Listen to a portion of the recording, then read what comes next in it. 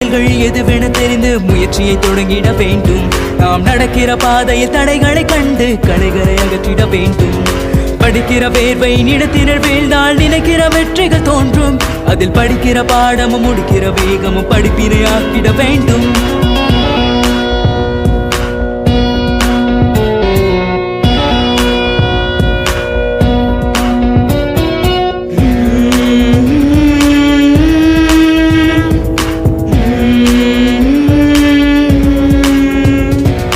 எடுப்பதும் முடிப்பதும் எளிதென நினைத்தால் நடிப்பென வாழ்க்கை மாறும். மனிதன் உடுப்பதும் உண்பதும் உறங்கிடும் சுகமதும் நொடிக்கொரு துன்பங்கள் சேரும்.